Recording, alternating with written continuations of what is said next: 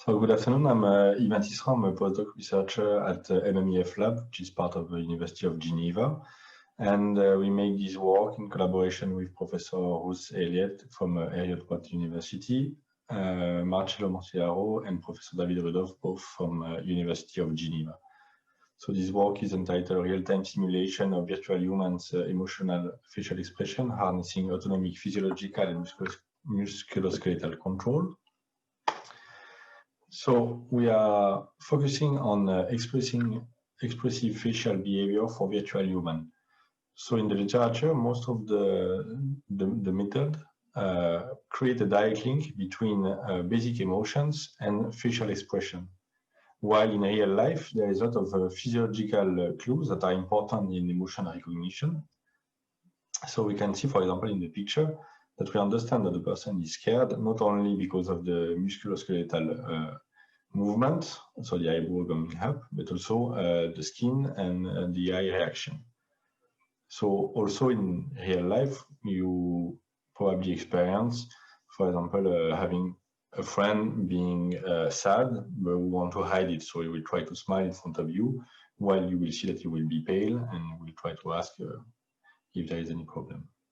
So the aim of our work is to bring a physiological control for virtual human that allow a dynamic model for expressive behavior.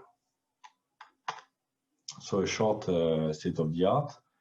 So facial expression and emotion has been studied in psychology and neuroscience for a long time.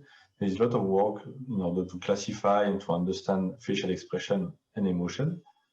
One of the most widely used about facial expression is the work from Ekman that create the FACS, the Facial Action Codec System, that define action unit. Every action unit corresponds to a muscle that is activated on the face in order to create a movement for facial expression. And with all the action units, you can create any facial expression of humans. On top of this, there is the MFACS that create a link between basic emotions, so the 6 basic emotions, with these action units. So here we can have a small example. It's happiness, and we see that the action units that are activated are the number 6 and 12. The autonomic nervous system is a control system that acts unconsciously and regulates the bodily functions. So it's also named as ANS. It's divided in 2 branches, the sympathetic and the parasympathetic. And for us, we will focus more on the facial parameters feature for the ANS. So for the sympathetic, we have it's generally associated with 10 states. It increases the paleness of the skin, the paleness of the eye, it increases the diameter of the pupils, and increases the sweat.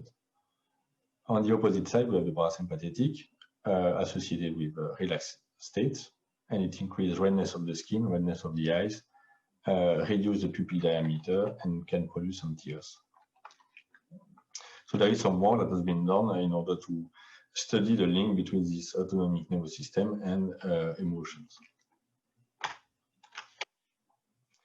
I will just make a short definition for virtual humans. So it's generally described as a graphically constructed virtual entity which simulate a real human entity. So there is a lot of work since the last 30 years about virtual humans and the different components that it includes. So concerning the facial animation, we can see 3 main methods. So data-driven can be motion capture, using optical sensor or computer vision directly. It can be done by animators, so a 3D animator or designer who can produce manually some animation, or it can be driven by a model, for example, like the FACS that I described before. In order to enhance the quality of the animation, we can have additional parameters like the wrinkles, the sweat, the blushing, and the tears. So in the last year, there is some more and more improvement about this. And there is also some study about the impact of expressive wrinkles on emotion recognition. Concerning the models for expressive behavior, we have two main categories: the simple approaches that are either cognitive appraisal based or psychologically inspired model. And generally, it generates a specific expression for a single model affective state. So it's direct link between the affective state and the expression. On the other side, we have the dynamic model. So we can have different aspects of affective experiences and expressive consequences. So it's like multi-stage appraisal architecture on which we can have multiple processes with different time scales that run at the same time. So our method is it's part of what we named the Geneva Virtual Humans Toolkit. So we have three main components: the musculoskeletal control, the physiological control, and the expression control. So I will detail all the different parts now. So we'll start with the musculoskeletal control.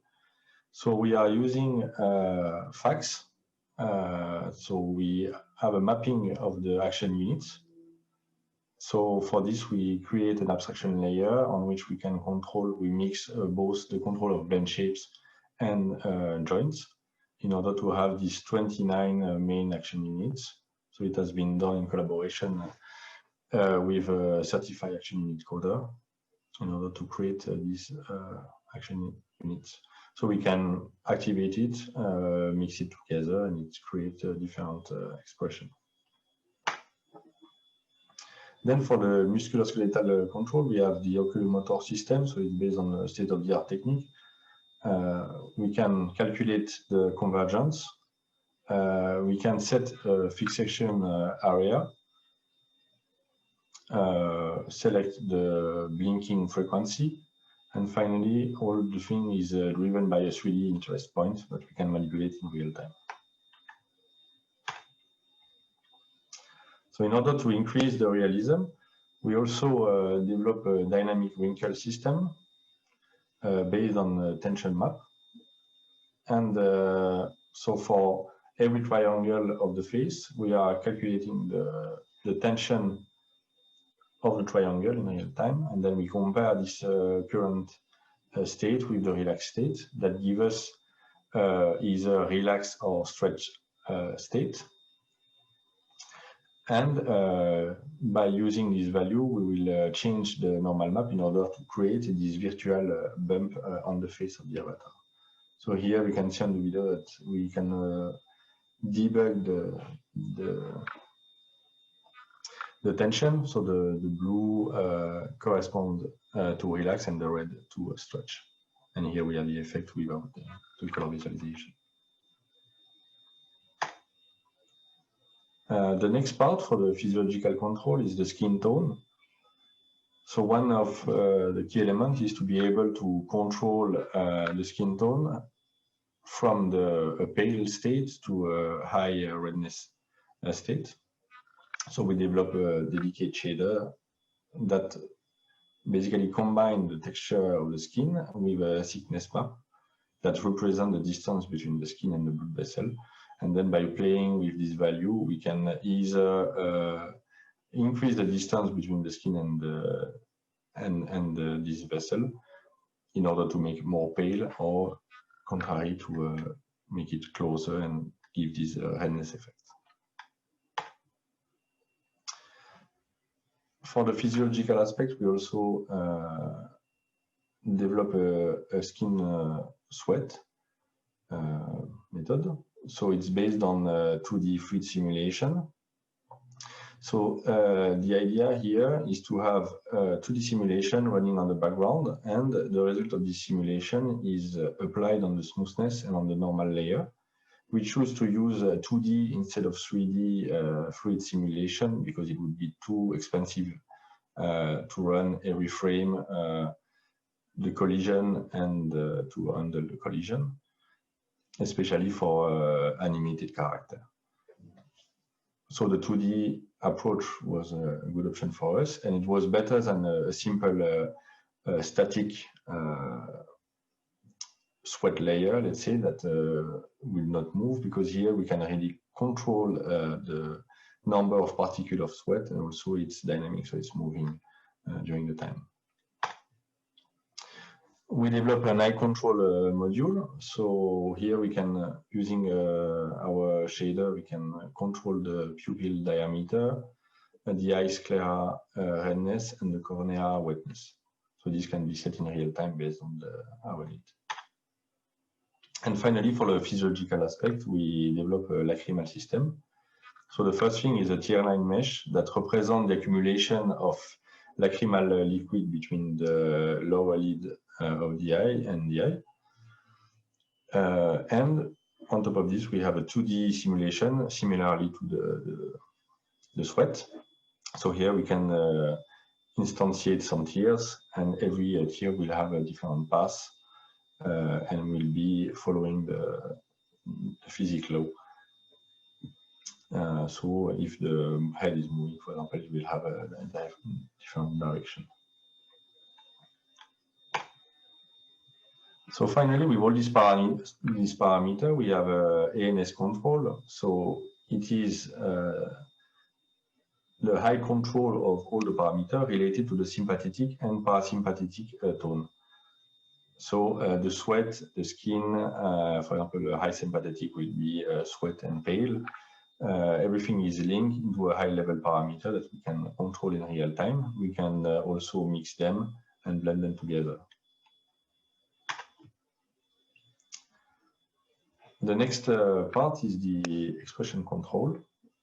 So here we have two possibilities. The first one is to use the basic emotions mapping of the MFACTs, so the 6 basic emotions that are linked to the action unit. So it's the classic approach in the literature.